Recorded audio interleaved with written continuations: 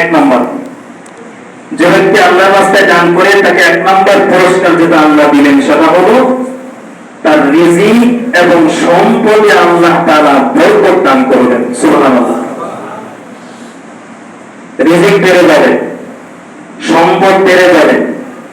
আল্লাহ তাআলা বলেন ইয়ামহাকুল্লাহু রিবা ওয়া ইউরবিস সাদাকা, সুদকে আমি আল্লাহ ধ্বংস করে দিই আর সাদাকাকে আমি আল্লাহ বাড়িয়ে দিই, এটা আমার কাছে আমি গ্রহণ করে রেখে দিই।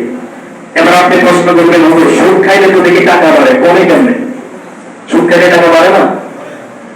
1000 টাকা সুদ খাইলে 1 বছর পরে এটা 10,000 হয়ে যায়। চক্রবৃদ্ধি হারে সুদ যেটা, তো সুদ করলে তো সম্পদ বাড়ে। আল্লাহ বলতেছেন দান করলে সম্পদ বাড়ে আর সুদ খাইলে কমে। এটার ব্যাখ্যা কি? এটার ব্যাখ্যা হলো সুদ খাইলে যদিও বাহ্যিক দৃষ্টিতে বান্দার সম্পদ বাড়ে, কিন্তু আসলেই তা বাড়ে না। কারণ মরার পরে তার এই সুদ তাকে শান্তি দেবে না কষ্ট দেবে? আল্লাহর শান্তি না কষ্ট? আর সাদাকা মরার পরে শান্তি দেবে না কষ্ট দেবে? শান্তি দেবে। এজন্য দানকারীর এক নম্বর ফজিলত হলো আল্লাহ তাআলা তার রিজিকে বারাকা দিবেন, সম্পদে বারাকা দিবেন। দুই নম্বর দান করলে আল্লাহ তাআলা বিপদ আপদ থেকে বান্দাকে হেফাজত করবেন। বিপদ আপদ বলে দান করলে বিপদ আপদ থেকে হেফাজত কেমনে হয়? একজন মুসলমান হিসেবে বান্দার জন্য আল্লাহর অসন্তুষ্টির চেয়ে বড় বিপদ আর কিছুই হতে পারে না। আল্লাহ আপনার উপরে অসন্তুষ্ট, আল্লাহ আমার উপরে অসন্তুষ্ট, এটা একজন মুমিনের জন্য তাম দুনিয়া যদি আপনার বিপক্ষে চলে যায়, সব আপনার বিরুদ্ধে, আপনার মা বিরুদ্ধে, বাবা, আত্মীয় স্বজন, এলাকার মানুষ সবাই আপনার বিরুদ্ধে, কিন্তু আল্লাহ আছেন আপনার পক্ষে। আপনার কোনো বিপদ আছে? সবাই আপনার পক্ষে, সবাই আপনাকে ভালোবাসে, সবাই আপনাকে পছন্দ করে, সবাই আপনাকে মহব্বত করে, কিন্তু আল্লাহ আপনাকে পছন্দ করেন না। এর চেয়ে একটা মুমিনের জন্য বড় বিপদ আর কিছুই হতে পারে না। ঠিক কিনা বলেন?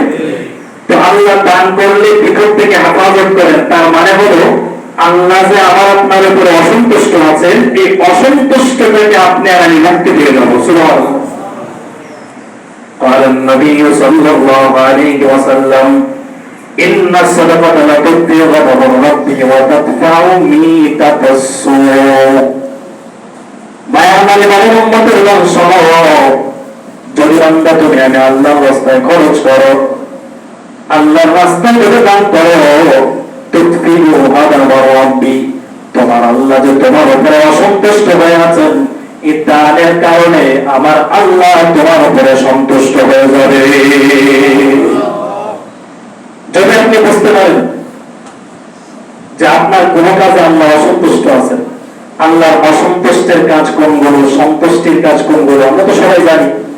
যদি বুঝতে পারেন আল্লাহ কোন অসন্তুষ্টির কাজ আপনি করে ফেলছেন, সাথে সাথে চেষ্টা করে দিবেন, সাথে সাথে আল্লাহর রাস্তায় কিছু দান করে দিবেন, আল্লাহ সাথে সাথে আপনার উপরে সন্তুষ্ট হয়ে যাবে। এটা হচ্ছে দান করার 2 নম্বর ফজিলত। আল্লাহ বিপদ আপদ থেকে মুক্তি দিবেন। 3 নম্বর, দান করার মাধ্যমে বান্দার গুনাহ মাফ হয়। দান করার মাধ্যমে কি হয়? গুনাহ মাফ হয়। বান্দা জীবনে যত গুনাহ করে, আমরা আমাদের জীবনে কত গুনাহ জেনে না জেনে, ইচ্ছে অনিচ্ছে কত গুনাহ করে ফেলি। রাসূল করিম সাল্লাল্লাহু আলাইহি ওয়াসাল্লাম বলেন, আল্লাহর পবিত্র কোরআনে বলেন, তোমরা দান করো, দান করার মাধ্যমে আল্লাহ তাআলা তোমার পাপ পঙ্কিলতাকে এমন ভাবে মাফ করে দিবেন, ছোটমাত্র যেমন নবজাতক সন্তান তার মায়ের গর্ভ থেকে দুনিয়াতে আসে। সুবহানাল্লাহ। গুনাহ মাফ করে দেন। ইন তুবদু সাদাকাতি ফানি'মা হিয়া ওয়া ইন তুখফুহা ওয়া তু'তুহা আল-ফুকারা ফাহুয়া খায়রুল লাকুম ওয়া ইউকাফিরু আনকুম মিন সাইয়্যাতিকুম। আল্লাহ তাআলা বলে, বান্দা শোনো, আমি যে সম্পদ তোমাকে দান করলাম, সম্পদ থেকে আমি আল্লাহর রাস্তায় খরচ করো। কারণ হলো দুনিয়াতে চলতে ফিরতে আমরা মানুষ হিসাবে আমাদের অনেক ভুল হয়ে যায়, অনেক গুনাহ হয়ে যায়।